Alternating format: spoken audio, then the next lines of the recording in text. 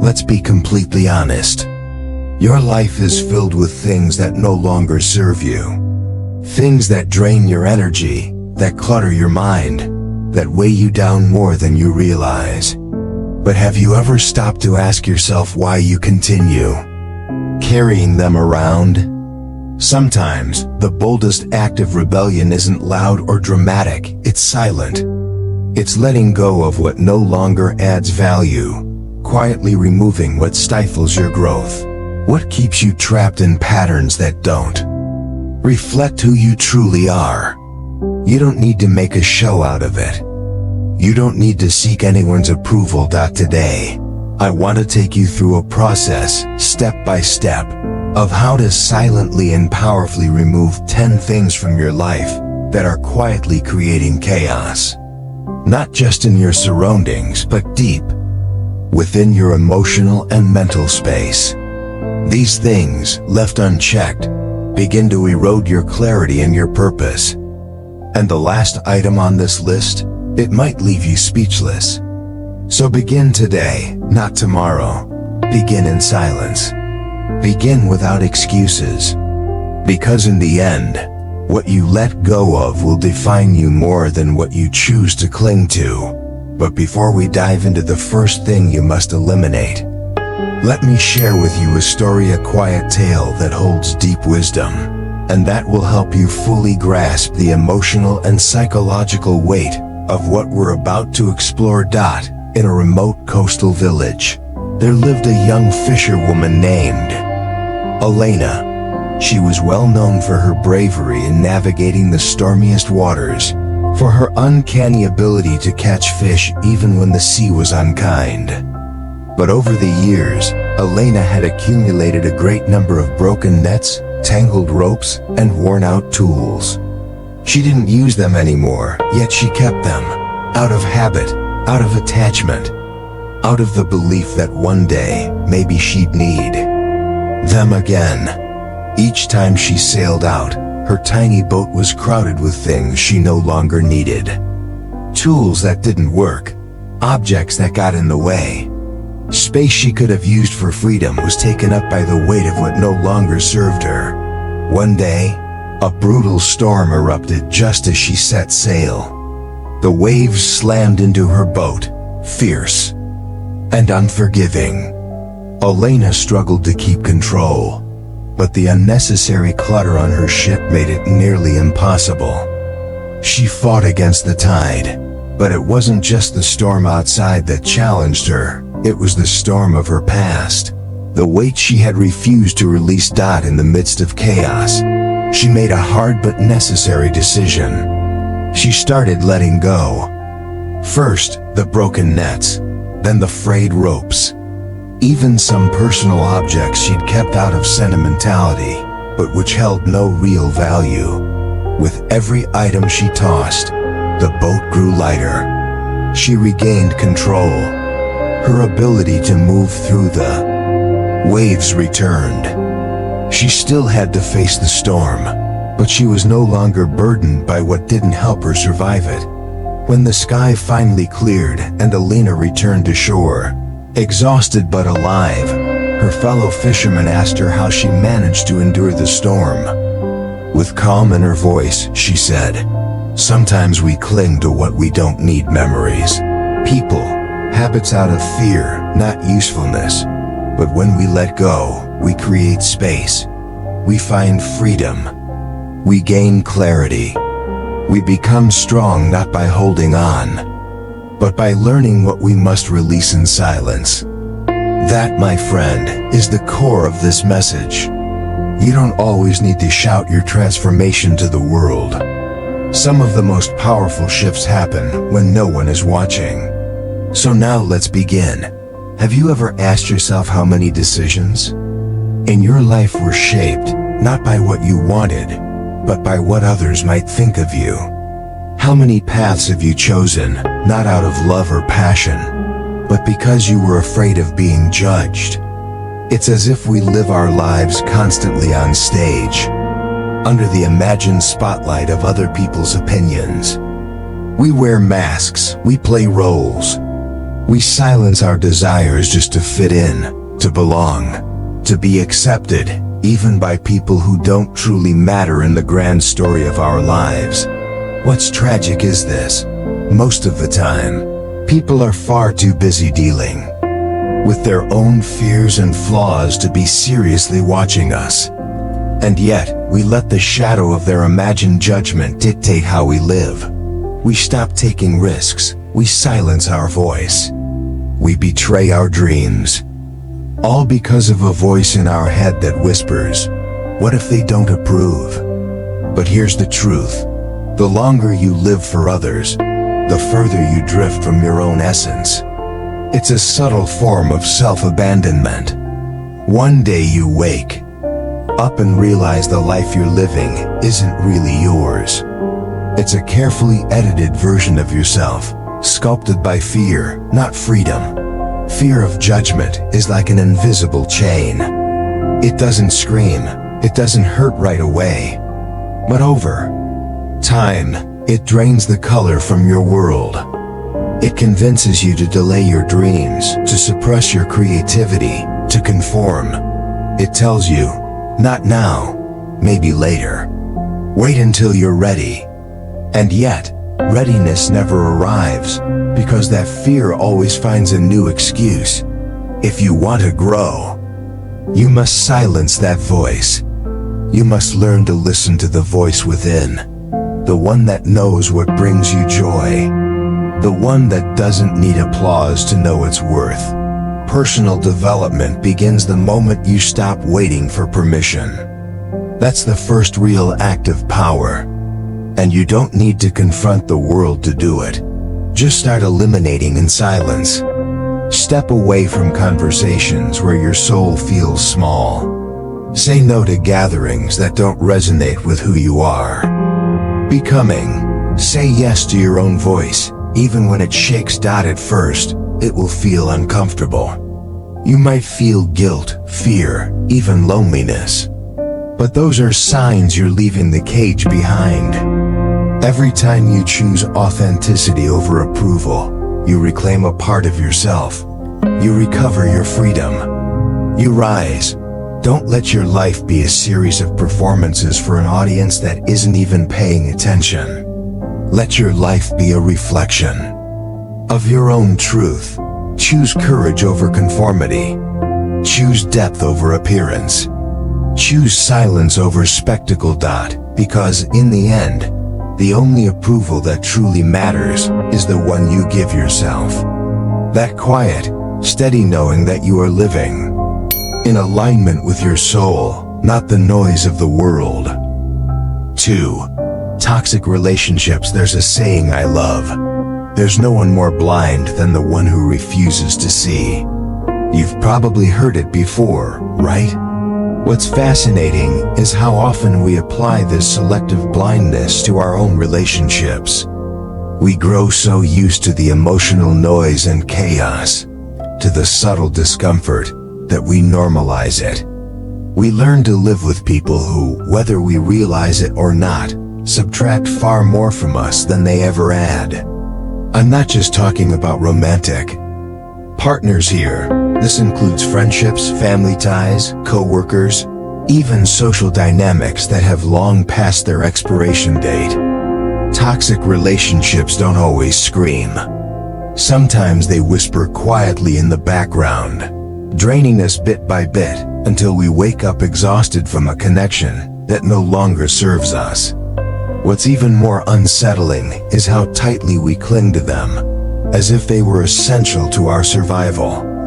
We justify them, defend them, and worst of all, we tolerate them in silence. These connections can exist anywhere, in your home, in your circle of friends, in your office, sometimes even in the places you go to recharge. What's important to realize is that no one is forcing you to keep these bonds alive. But still, there you are nurturing relationships that no longer reflect who you are or where you're going. Because somewhere along the way, we were conditioned to believe that cutting ties is cruel, That distancing yourself is a sign of weakness, or worse, selfishness. Like walking away is some kind of moral failure. But the truth is quite the opposite. Choosing to remove someone from your life can be the highest form of self-respect. It doesn't have to be loud. It doesn't have to come with fireworks. Sometimes, the most powerful decision you'll ever make is the one no one hears about. The quiet release of what no longer aligns with your peace.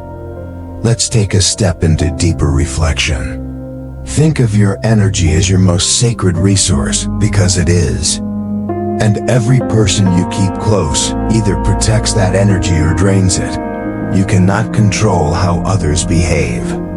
You cannot reshape them to fit your growth. But you can and must decide whether they deserve a seat at your table. That choice is yours, and yours alone. And here's the challenge: doing it without noise. This is not about punishing people or proving a point. This is about not feeding into dynamics that exhaust you. You simply stop investing in what doesn't nourish you. Quietly, calmly, without resentment. Think of it like stopping the watering of a plant that no longer blooms in your garden. You're not being cruel, you're simply accepting that some things have run their course. You stop trying to revive what was never meant to last forever. And that, in itself, is a form of emotional maturity. You know what I'm talking about, those people who, even if they're close to you, leave you emotionally depleted every time you interact with them. It's not always because they're bad people. Sometimes, it's just that their energy constantly collides with yours. It feels heavy, unsettling, and your intuition has been telling you this for a while now, hasn't it? That's your signal. Your body knows. Your nervous system knows. If you feel emotionally exhausted, anxious, or drained after talking to someone, that's not something to ignore. That's something to investigate.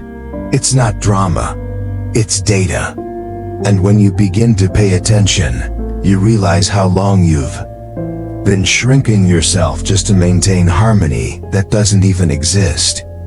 This is when the silent strategy comes in. Fewer replies. More distance, less effort. You don't make a big speech. You just become unavailable gently, respectfully, but consistently. That space is your medicine, and yes, it's scary, but it's also how you begin to heal. This isn't about ghosting or being passive-aggressive. It's about reclaiming your emotional real estate. You are no longer obligated to stay accessible to people who have shown you, through words or actions, that they can't hold space for who you are becoming. So how can you identify these relationships? It's often very simple. If just seeing their name pop up on your phone causes a knot in your stomach, if spending time with them leaves you more exhausted than a full week of hard work, if you're constantly the one giving, fixing, or trying to make it all better while receiving nothing in return, then you have your answer. That relationship is no longer mutual. And the most respectful thing you can do for both of you is to walk away silently. Not out of hate, but out of deep love for yourself. It's the kind of love that says, I deserve peace. I deserve space to grow. And I don't have to apologize for that. So the next time guilt creeps in or fear tells you that you're being too harsh, remember this. Letting go in silence is not weakness, it's wisdom. You're not turning your back on the world. You're simply honoring the path you're walking and choosing what energy gets to walk beside you. Think of it this way. Some people are like the wind, you can feel them, but you're not meant to hold on to them. They pass through, and that's okay. Not everyone is meant to stay. The freedom comes when you no longer try to force it. You let go, not with bitterness, but with grace. You create room for healthier connections, for inner peace. for the life you've been quietly building behind the noise. You're not being selfish. You're being whole. Sometimes you catch yourself doing something so small, so ordinary, that it barely even registers as a choice. You scroll through your phone first thing in the morning.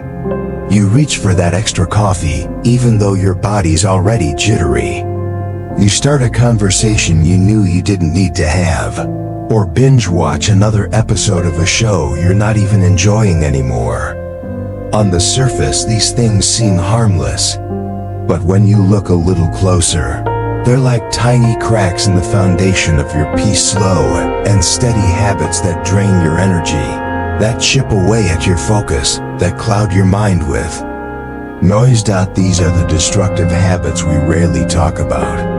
The ones we excuse as normal, as necessary, as just how life is. And yet, they're the very things keeping us stuck in cycles of frustration and emptiness. I've been there more often than I care to admit, caught in the comfort of what's familiar, even when that comfort is slowly damaging. It's like water dripping onto stone, small, persistent, eventually leaving a mark. And if those little habits are the stone of our daily life, then it's time to ask, how do we let go without making a scene? Step 1 is simple but not easy. Recognition. It's always easier to point out what's wrong in others than to hold a mirror to ourselves. But growth starts in that mirror. Growth begins the moment you're honest enough to say, this thing I do, it's not helping me, it's draining me, and I need to stop. Maybe it's the mindless phone scrolling. Maybe it's eating when you're not hungry. Maybe it's replaying old arguments in your head like they'll somehow rewrite the past. These habits take up space in your day, in your mind, in your emotional bandwidth, and they give nothing in return. And here's the catch: when you try to change, resistance shows up. You've likely promised yourself 1,000 times that you'll stop, that you'll start fresh on Monday, that this time will be different. And then you find yourself repeating the cycle again and again. Why? Because breaking a habit isn't about willpower. It's about awareness. The ancient wisdom tells us that meaningful transformation doesn't arrive in a dramatic burst. It arrives silently, in small, consistent actions, often invisible to others. And that's how it should be. You don't need to post your new goals online. You don't need to make a declaration to the world. You simply begin, quietly, consciously. The next time your hand reaches for the phone without reason, stop, breathe, stretch, move your body instead of numbing your mind. If you're pouring your 3rd cup of coffee and you're not even enjoying it, pause. Ask yourself if it's comfort or habit. If the answer is habit, put it down. These are the moments that shape us, not the big decisions, but the small pauses, where we choose a different path. Eliminating destructive habits doesn't mean becoming perfect. It means becoming aware. It means meeting yourself with compassion, not criticism. And yes, it will feel hard at first, because you're not just changing behavior, you're reclaiming your time, your clarity, your peace of mind. This is about alignment, about integrity, about showing up for yourself even when no one's watching. Some days will feel like progress.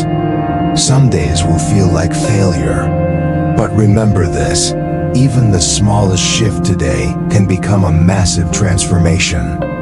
Over time, think of a seed you plant in silence, one you forget about, until suddenly a tree. That's what happens with silent discipline. You don't need applause.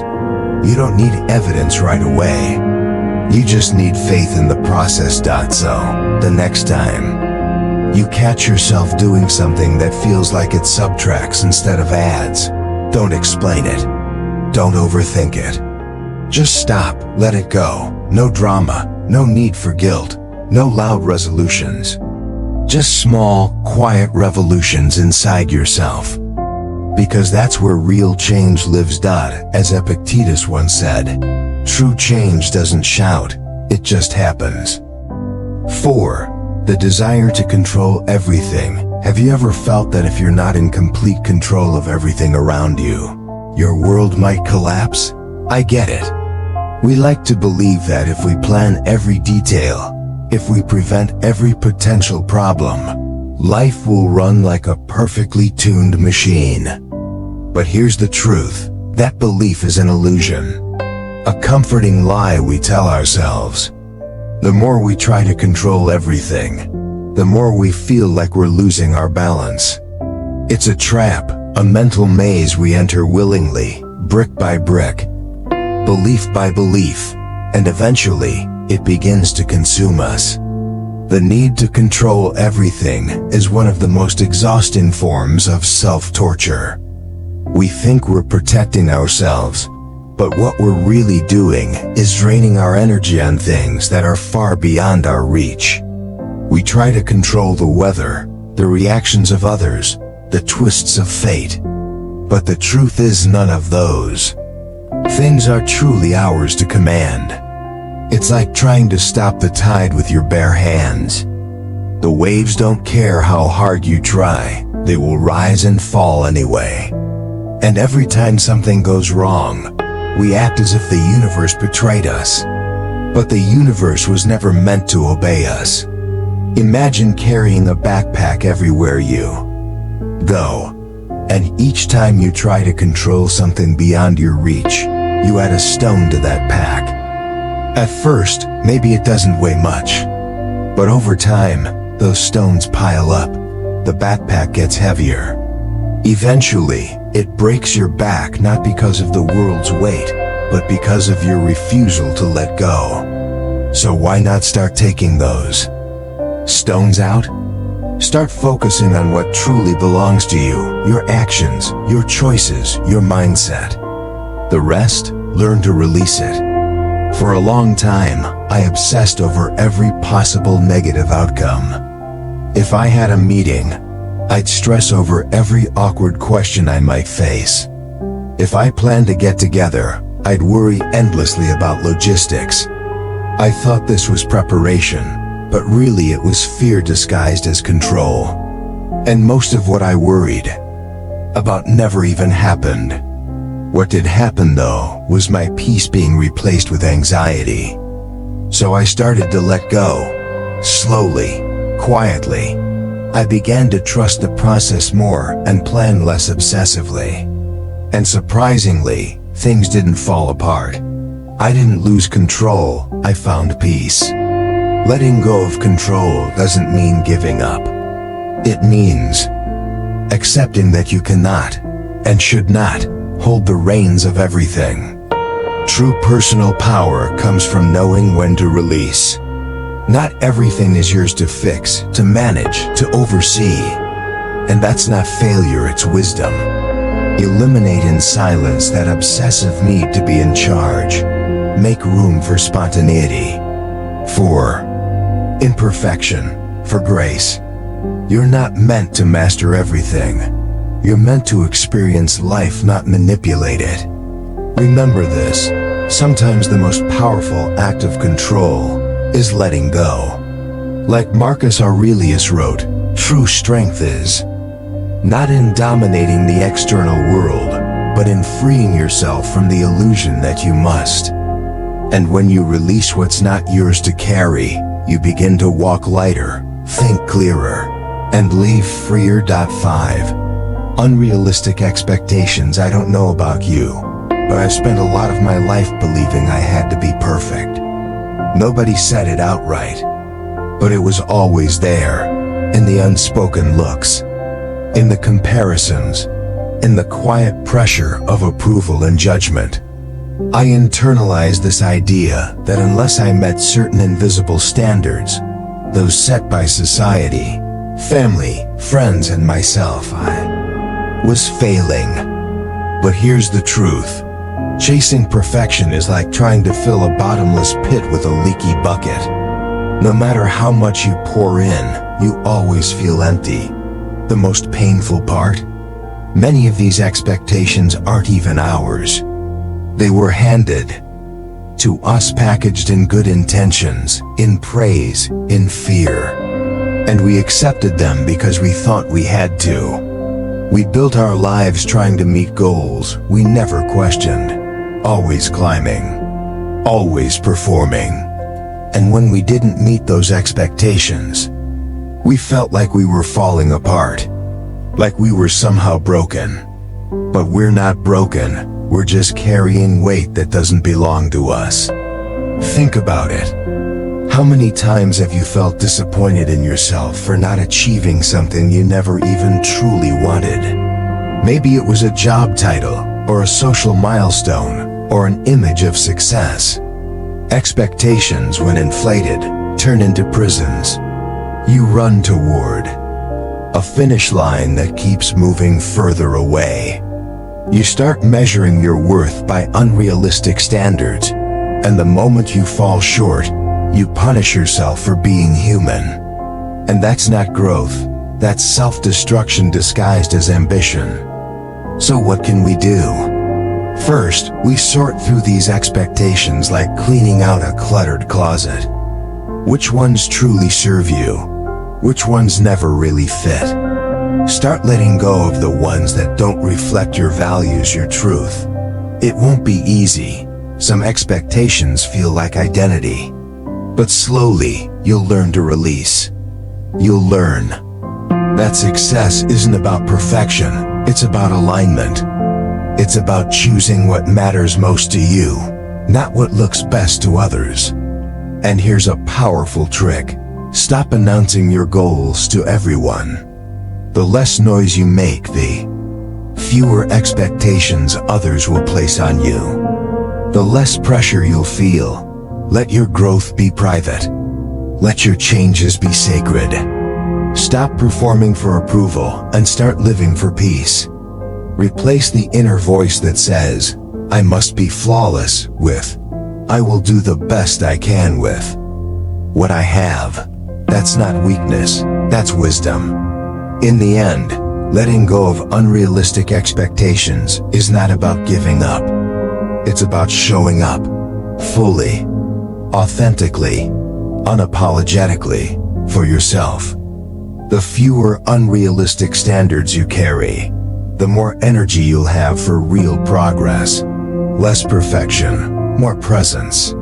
Less pressure, more freedom. So let go in silence. You don't need anyone's permission to live on your own terms. You just need your own courage.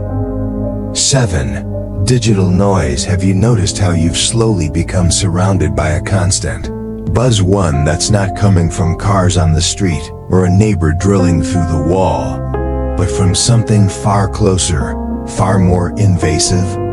I'm talking about digital noise. That subtle, relentless hum that lives in your pocket, lights up in your hands, and stares back at you through your eyes. Social media updates, endless notifications, group chats that never sleep. It's like your attention is being auctioned off to the highest bidder every single second. And while you think you're in control, the truth is, the chaos is running the show, and you're just reacting to it. That we live in a world where silence has become a luxury and endangered experience. But here's the thing, that luxury isn't unreachable. It's just been buried under layers of apps, algorithms, and addictive behaviors. The first step to reclaiming your inner peace is realizing what exactly is stealing it. Because if we're honest, there are things you need to start removing quietly from your life. Things that drain you, distract you, and deceive you into believing they're necessary. And no, they won't go away just because you take a break or delete an app for the weekend. That's like trying to calm a storm with a whisper. What you need is a radical shift, a quiet rebellion. Something the Stoics would have championed, inner peace above all else. Let's start with the obvious, social media. Yeah, I know it sounds cliché, but it's worth repeating because it's true. The more accounts you follow, the more noise you invite. You're not just scrolling through pictures, you're absorbing hundreds of unspoken comparisons, expectations, and unconscious thoughts. No, you don't need to quit completely, but you do need to ask yourself, do I really need to know what the cousin of my best friend's coworker did on their vacation? Probably not. So do a digital purge. Like cleaning out your closet. Get rid of what doesn't fit you anymore, what never should have been there to begin with, and what's quietly taking up too much space in your mental home. Then, there are the notifications, the tiny sirens screaming for your attention. Every buzz, every ping, every flashing badge is a tiny crack in your focus. Why do you allow your phone to interrupt your thoughts every 2 minutes?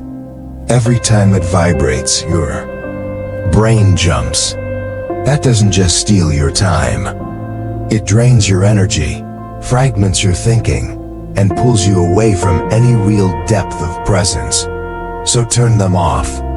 All of them, except for the ones that truly matter. At first you'll feel anxious, like something's missing. But soon, you'll feel something better: freedom. The moment you realize you control when and how you engage with the digital world, that's when your attention becomes yours again. And then there's the monster called FOMO, the fear of missing out. This unspoken fear that if you're not constantly connected, you'll fall behind. You'll miss something important. You'll lose relevance. But here's an uncomfortable truth. The things that truly matter aren't happening on your screen. They're happening around you, in the conversations you're too distracted to hear, in the moments you're too busy scrolling to notice. FOMO is a lie that convinces you to stay plugged in, but it comes at a cost. Presence. Presence with yourself, with the people you love, with your purpose. Once you start removing that unnecessary digital noise, something magical happens. You begin to hear again. Not the noise, but the clarity underneath it. You begin to hear your own voice, your ideas, your intuition. That's what silence really is, not the absence of sound, but the presence of awareness.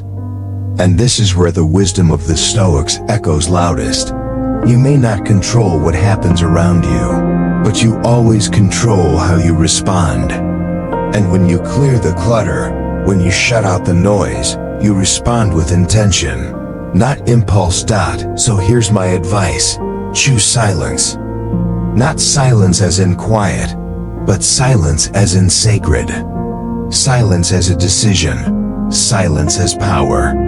Choose it like someone protecting their peace in a world built on distraction. Don't wait for the world to quiet down, it won't. Instead, create your own quiet. Make space in your life, not just for calm, but for clarity. Don't underestimate the power of simply not reacting, not checking, not scrolling. That, in today's world, is an act of radical self-respect. Remember what Gandhi said. Peace does not mean the absence of noise, but the ability to hear your own voice.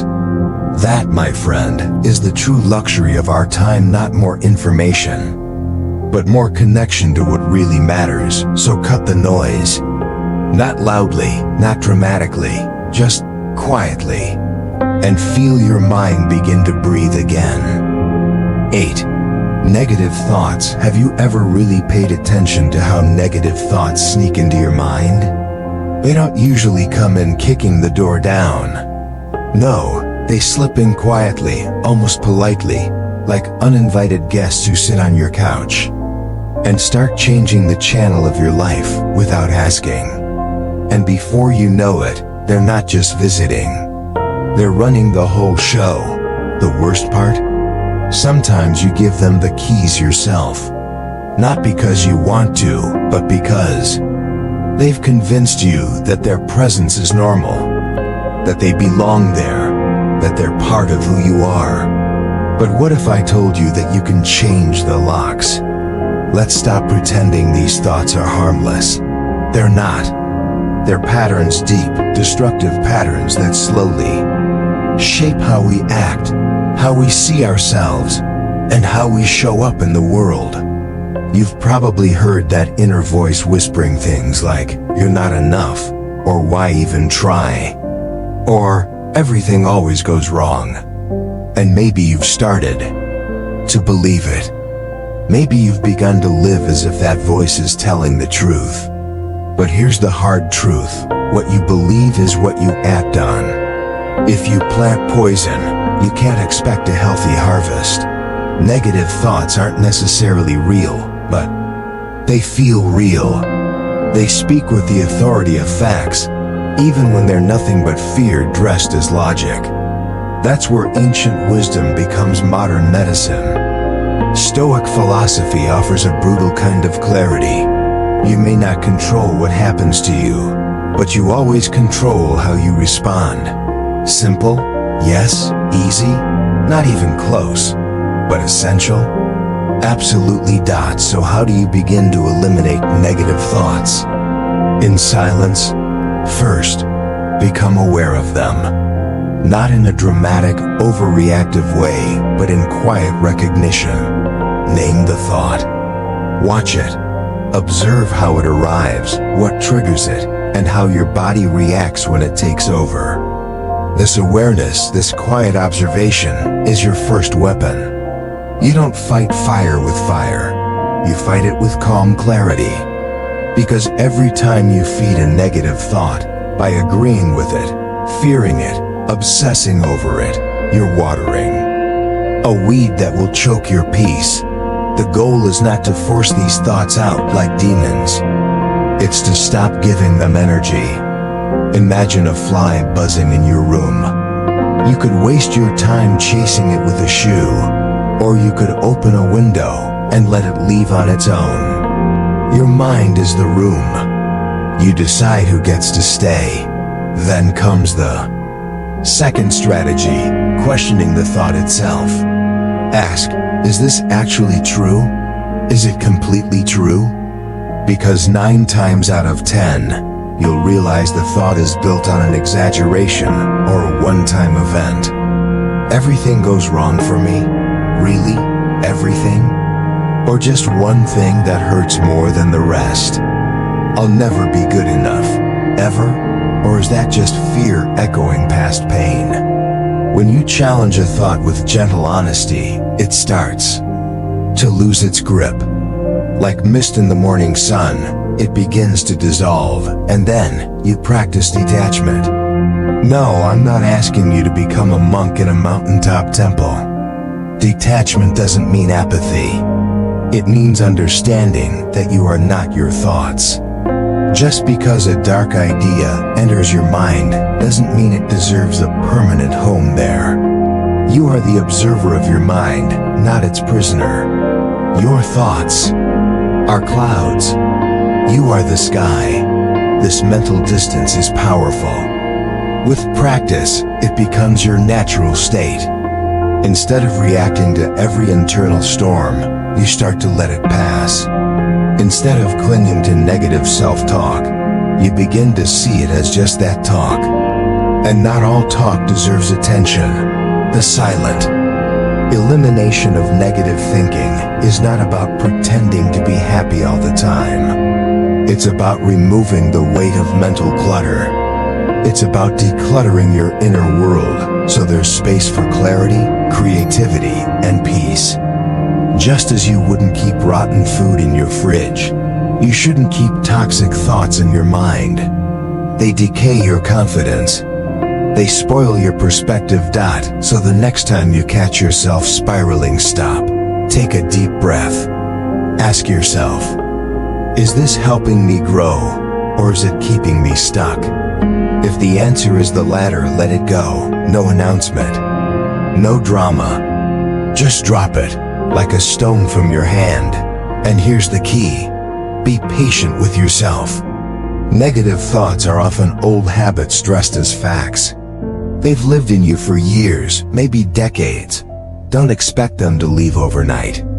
But do expect progress. Little by little, one silent release at a time, you begin to reclaim your mind.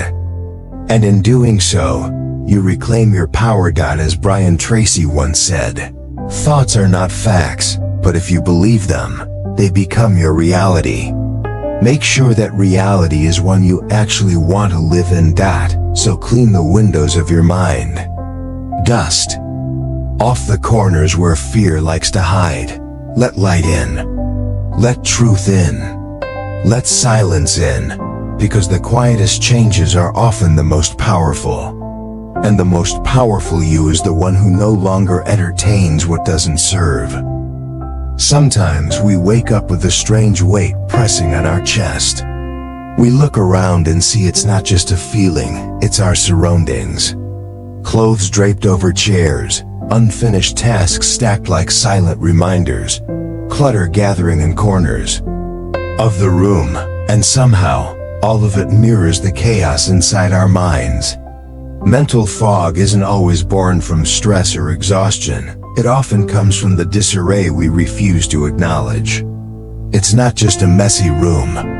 It's an overwhelmed mind trying to find clarity in the middle of scattered pieces. The Stoics believed in eliminating what is unnecessary, in returning to the essential. And if you take a closer look, disorder, both physical and mental, is everything that pulls us away from that simplicity.